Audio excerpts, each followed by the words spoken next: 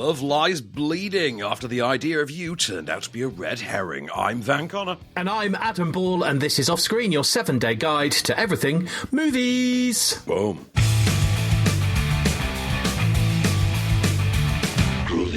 Hello and welcome back to Offscreen. Okay, so we've got 3 movies to talk about this time round. We're going to look at The Idea of You. We're going to look at Love Lies Bleeding. But first, let's start with a documentary, Van, Red Herring. So this is out in cinemas from today. And I don't know anything about this at all. Okay, so this is a movie from a young man named Kit Vincent. Great name, actually. It's such a kick-ass, like Kit Vincent. Sounds like he should fight crime, doesn't he? However, very American. Kit Vincent is British and is a young filmmaker who at 24 is diagnosed with a terminal illness. I believe it's a tumour of some kind that he has to undergo various different stages of very slim odds treatments. Wow. And he has decided to document his life, to document his treatment and to document how his parents handle it and how it affects their lives. The idea being that he wants to leave something behind for them. So there's a little bit more to it, but I'll let you have a listen to the clip first and then we'll talk about it. This is like 94 minutes long. It's called Red Herring. It's in cinemas now and is about and directed by Kit Vincent. No one really wants to talk about death, but I guess that's what I remind them of. Kit, I can see myself. I'm not an idiot. I'm like the Grim Reaper. Has your opinion of what happens to you after you die changed? I'm actually concentrating on this writing. Will you get a new boyfriend when I die? Kit. We've entered into this parallel universe, lurching from one existentialist crisis to another. That's the bit that gets you stoned. When there's a real trauma, an engagement on a deeper level is required. Do you know, these kind of things always really get me. I actually followed a YouTuber a few years ago now, and he kind of documented his journey of being diagnosed with cancer, and you saw him deteriorate and then sadly at the end died. And it really pulls you in. And actually, it really makes you count your blessings every day when you see something like this. Yeah, I mean, I think, to be honest, you'll go along with this as well. As a person, you and I tend to have a sort of similar judgment of people. I think we'd both agree, I think, that Kit Vincent comes close to being quite smarmy and irritating and annoying and a bit of a video dweeb, but is actually, in the end, just likeable enough for this to work. His father's quite an intriguing figure and outright kind of steals the documentary. It's very obvious that, that this relationship between the two of them is quite profound. His father, obviously, as part of the story, had a heart attack immediately upon learning the news of his diagnosis once upon a time, and sort of feels this need to make it up to him. Like he says, I let you down the moment you needed me. My body gave out on you, and he beats himself up about it. Now, it's a fascinating doc. Isabel, his partner as well, who can't really buy into the idea of any of his end-of-life preparations because she can't help but face up against the idea that it's performative. And it's quite an intriguing story in the way that this is laid out. Like, I wouldn't have expected it to be. And it should seem like something that I would be the first guy in the world to rag on. Like, I should be really cynical about this. But it does work, and it's quite affecting. It's very disarming, and then it's actually quite affecting at the same time. You're as big a soft scoop as me when it comes to this stuff, as you say. Yeah. So I think you'll get a little misty-eyed maybe at times. Especially after becoming a dad. I mean, that really does it to you as well with emotions and stuff. So I know this would get me. And I'm assuming that this takes you on a huge journey of emotions throughout the whole documentary. Actually, no, it is more of a sort of a day-to-day. But as he has this existential look, because, for instance, it's intercut with his journey of he's converting to Judaism. He wants to end his days, having fully converted, and you follow sort of that journey as well, and a look at the philosophical side of what he's going through, and what it means, how going through this has changed the view that the people in his life have on death, how they feel about death. And it comes at you from all these different angles, but it's more of a sort of a day-to-day stumble through life as you process all this stuff. And I say, really engaging. Not going to reinvent the wheel, not be the Saturday night multiplex popcorn crowd pleaser that you'd hope, obviously, but it is a really sweet, charming documentary, definitely. What would you do with it to make it better if you had a magic wand of some sort? Is there anything you would add or take away from it? I don't know, to be perfectly honest. I think it's got a lot more style and swagger than it needs to have, and I think that's something that's really going for it. But I don't know. Don't think this is a crowd-pleasing type cinema experience when it realistically will probably find its home on maybe film 4. I'd guess. Yeah, I get that. I get that. It's not the sort of thing you'd go to the cinema to watch, really. I don't think anywhere. It's more of a sit at home and get the tissues out and enjoy the story that's being told, I suppose. But you can go watch it if you want. Oh, right. Okay. Well, that's good. So as long as there's a mix of emotion in it, well, that's good to know. That's good. If you want to watch it, you can. Red Herring is out in cinemas from today. Okay, we'll see what Love Lies Bleeding. I don't know why I'm finding that a mouthful to say, but Love Lies Bleeding. We'll see what Van thought of that in a minute. Stay where you are.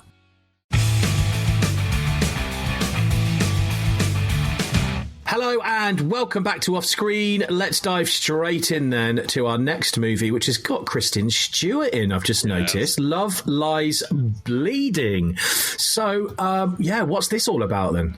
So, do you remember about 2 years ago we talked about a movie called St. Maud? It was a gothic, religiously tinged British horror movie, and it was the debut of Rose Glass. This is her second movie, and could not be more different, although at the same time very obvious that someone who has worked on a horror movie has come up with this. So this is Rose Glass's second feature. Her sophomore effort stars Kristen Stewart as Lou. Lou works in a seedy middle America kind of gym, like a warehouse gym in a dusty backroad town. Into this gym comes a wandering bodybuilder, Jackie, played by Katie O'Brien from Star Wars Andor. She was the sort of breakout character in that, the Imperial badass lady from Andor. She's a sort of wanderer slash backpacking bodybuilder who is on her way to a bodybuilding contest in Vegas, I think, which is weeks down the line. She wants to pitch up and train somewhere. She gets a job working for Kristen Stewart's estranged father, Ed Harris, who runs a local gun range and seemingly has deep, weird, ominous ties to some kind of criminal underworld, which may or may not involve his number 2 guy, Kristen Stewart's brother-in-law, Dave Franco, who also may or may not be abusing his wife, Kristen Stewart's sister, played by Jenna Malone. And it's the arrival of Jackie into this world which just proves to be the spark which ignites some dormant narrative gasoline between all of these different story threads and leads us into this Coen-esque, Elmore Leonard-like revenge thriller. As the tagline says, revenge gets ripped. I've got a clip for you. Have a listen to this. This here's Jackie. Hi. She needs a job. Says she'll do anything. Yeah, you like guns? Not really. What the you doing here then? A bit more powerful than a punch, huh? Yeah. Call me when it's done. What is this place? Huh? You don't understand. Get back in the car. They found the body. Looks like you've got your hands full. 2 things. First thing, I really like Ed Harris, by the way. I forgot to say that. He's awesome, right? He's just... Yeah, he is. He's just absolutely brilliant. Secondly, I'm gathering from that little bad boy there's a decent soundtrack to go with this. Yes, I actually left out the part where this is set in 1989 as well. It's very specifically. Great. Yeah, and as such, like there's a lot of style choices in this that are very of the time, as you can imagine. A lot of neon shell suits kind of thing being worn in this, and great soundtrack as you could hear in there as well. This is so much fun. I mean, it's a well-made movie, and it's quite an exhilaratingly enjoyable run of the classic noir 80s for the adults thriller.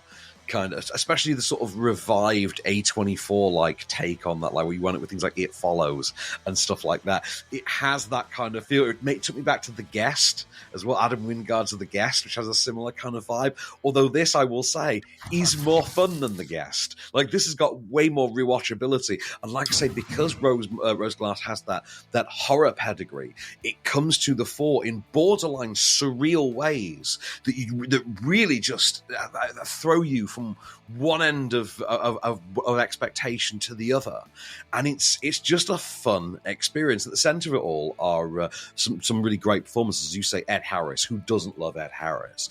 Dave Franco is tons of fun as well.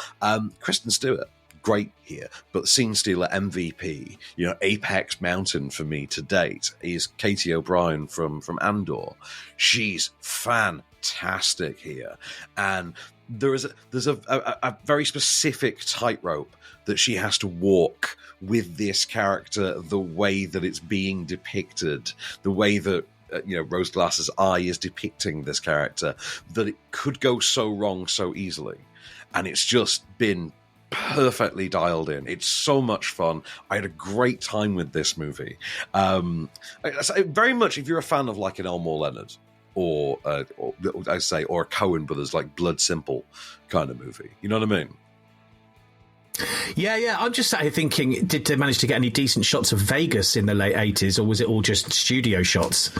That's it, because it's not sensationalist in any way, so it wouldn't go for the big thing. It's a very grounded, very dirty, very like something like Blood Simple. I would say that's kind of the perfect way. Or if you've seen Justified, on FX is Justified, it has a very similar kind of thing.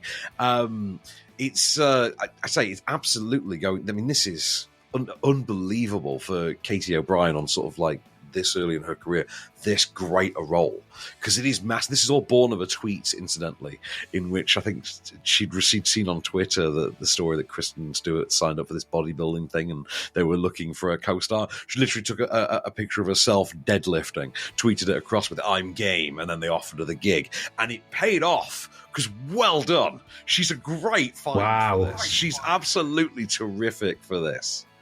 But Dave Franco as well, and Ed Harris as kind of the antagonists, as both the antagonists of the piece. They are great. And I think fans of It Follows and The Guest are going to absolutely adore this, because I think this has more rewatchability than either of those two films.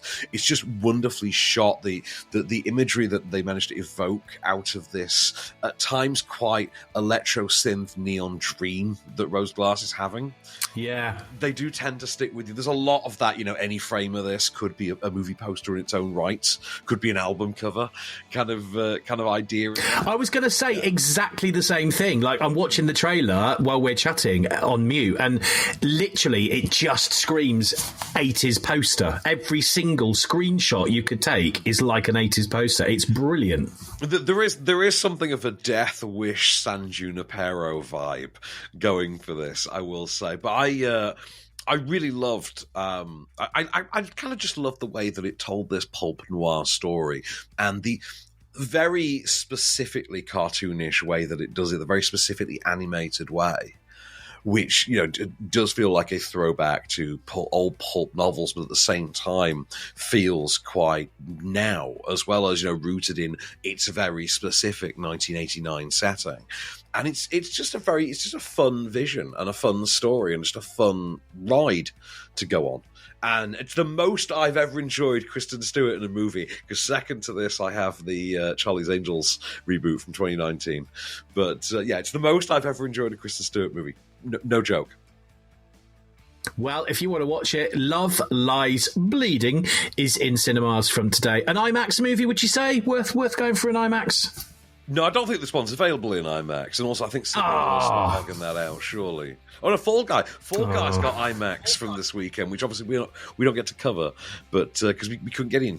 But never mind. Yeah, we're not big enough. We're not allowed. Not big enough. We haven't got enough. Not enough followers on Instagram. No. All right. Well, if you want to watch it, Love, Lies, Bleeding is in cinemas from today. Help yourself this weekend if you fancy it. Right. One more movie left to go. The Idea of You in just a second. We'll see what Van thought of that one next.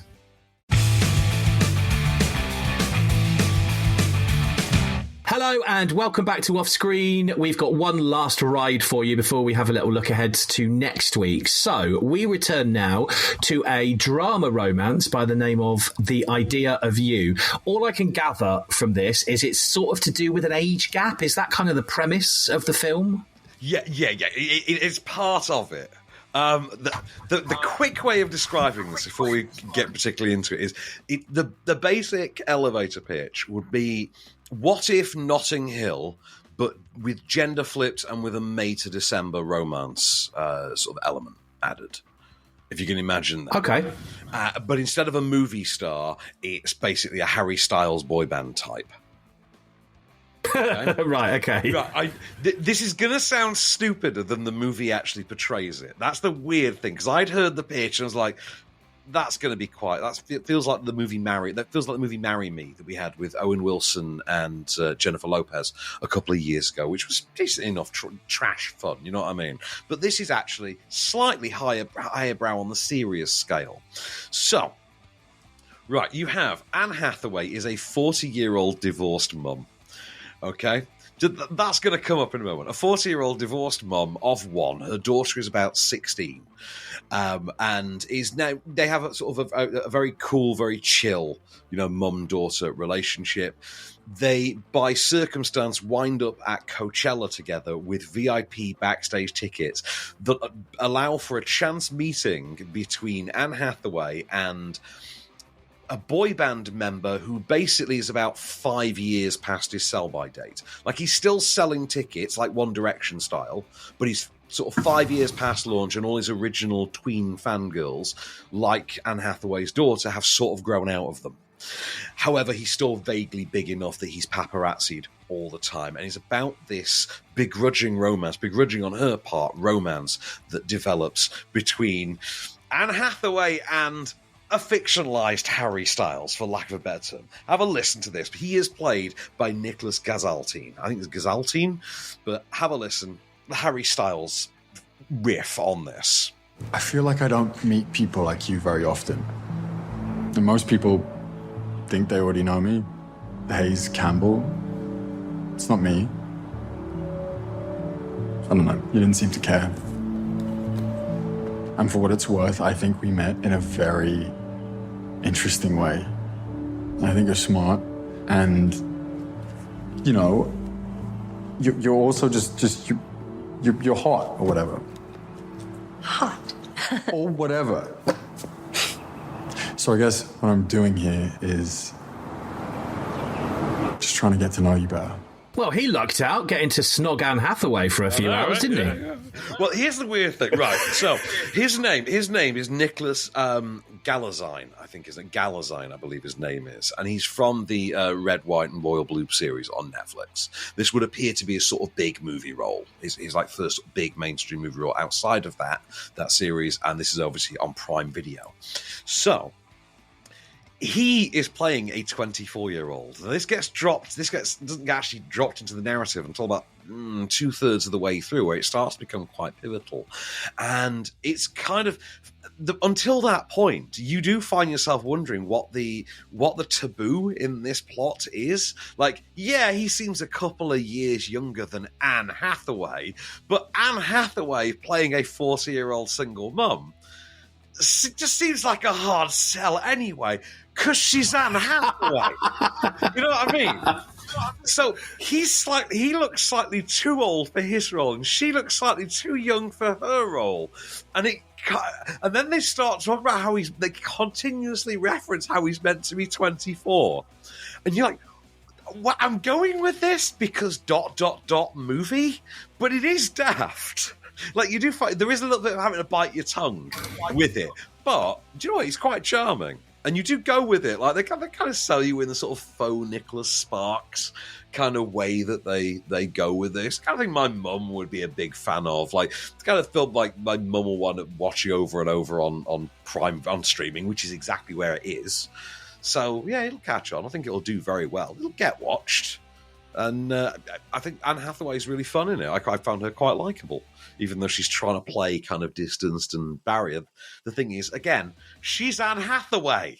There's very little that makes you want to keep distance from Anne Hathaway. But, you know, that's how they write the movies, you know. I'm glad you picked up on the age thing, though, because on the poster, the two of them together, they actually look like an ordinary couple that are around the same age. So do, I'm glad you... Yeah, it's so weird, isn't it? Yeah, it's odd. But that's Hollywood casting, baby. I mean, he does not look like it. I checked, by the way. I went and checked. He is 30. Right, so he is playing 6 years younger than himself, but again, he just looks like this is an adult man. This is like a 24-year-old. Do you know what I mean? It just doesn't quite work. Like you would, like you said, you wouldn't bat an eyelid if you saw this guy on the street with Anne Hathaway, other than the fact of, oh my god, no. Anne Hathaway. Yeah. No, I totally agree with that. And I just saw as well in the trailer that they do quite a lot of cuts to the band performing. So do they actually have like cheesy hits that they play in this movie as well? They do, and they're in the style of like the words and lyrics, music and lyrics. I think it is the Hugh Grant, Drew Barrymore one. Yes, love that film. Yeah, you know how that just has low key one of the best ever songs made for a movie, like that one. Was it "Pot Goes My Heart" or something like that? They've got their crass little bangers like that they chuck in there that have obviously been like they're lip syncing to like an obvious like band that's doing it for them kind of thing. But it works. I think there's something a bit more Bieber Timberlake about the character than Harry Styles in a sense, but he is British as well. It's worth noting. So they do, and he specifically does bring that up. But yeah, I mean, it's directed by Michael Showalter, who has done a lot more in the sort of traditional Apatow style comedy arena for most of his career. Did They Came Together, for instance, and Red Hot American Summer, things like that. And it's based on a best-selling novel, of all things, by Robin Lee. So, yeah, I mean, this would actually seem to be, you should take this kind of at face value. I think it's pretty decent for what it is. I mean, it's fluff, but it's quite well done and enjoyable fluff. And definitely, this is the date ticket for the weekend, you know, as far as what we've seen. I think, because obviously we haven't seen The Fall Guy, which, you know I would have been the guy that loved The Fall Guy. That would have been my, and you know, this is what it's like to date me. That would have been my idea for a date night on Saturday night. Let's go see The Fall Guy. But, oh gosh, that's not a bad idea now that I think about it. But anyway, neither here nor there. I'm getting ahead of myself. So I know you're about to ask me for Film of the Week, and I actually am. I'm going to say Love Lies Bleeding. I thought you might. It's a really good week, but I would say go out and see Love Lies Bleeding, and then definitely watch The Idea of You when you get home on streaming as well. Like, definitely those. What's it on? It's on Prime Video, on Amazon Prime. Great. Well, you can go and check that out if you like from today on Amazon Prime. So let's look at what we've got coming up next week then. So there's 4 we've got down here. La Chimera. Yeah, La Chimera is... This is... Oh, all right. I think got it wrong. South American movie starring Josh O'Connor. And it's meant to be like the mumblecore version of a movie starring a like Indiana Jones-like character played by Josh O'Connor, who we've only just seen like 2 weeks ago in Challengers. So, you know, he's been gone barely a minute. We've also got The Almond and the Seahorse, which looks like some trash weepy starring, of all people, Rebel Wilson. You know, Rebel Wilson. What? None of us have any complex thoughts about right now on the back of some of the statements she's made promoting her autobiography. So, yeah. Also, I rewatched Pain and Gain recently, and I think she's forgotten that movie exists. Also next week is The Trust Fall. Julian Assange, I think, is also being sold as just The Trust Fall, is a latest documentary about the story of Julian Assange. So, we have seen a fair few of these. But last, but certainly by no means least, and a movie I am dying to see, because this is low-key, like, one of the best franchises. Like, this most recent trilogy, of which we're now getting part 4, low-key, one of the best all-time trilogies, and we'll see if they can be now a quartet. With Kingdom of the Planet of the Apes, which opens next week, we'll be talking about the 4th installment of the series that began with Rise of the Planet of the Apes, that formed the prequel story for Planet of the Apes. I'm a big fan. Have you seen these movies? No, I've seen the trailers, not watched them. But so this isn't a prequel then? This follows the first one? No, so Rise of the Planet of the Apes in 2011, that was the origin story of what led to the 1960s Planet of the Apes series. And obviously that has now had further and further chapters come as they continue to flesh out the story of how the ape society came to be. As it was, we had the sort of the Messiah figure in the previous trilogy. And I think this is now going to be his descendant or something like that in the next chapter, 100 or so years down the line. I'm really looking forward to it. Andy Serkis is always brilliant in these. Interesting to see what you think, and we'll find out next week. That is, of course, all we have time for this week. We will be back next week, and until then, I've been Adam Ball. I've been Van Connor, and we shall return.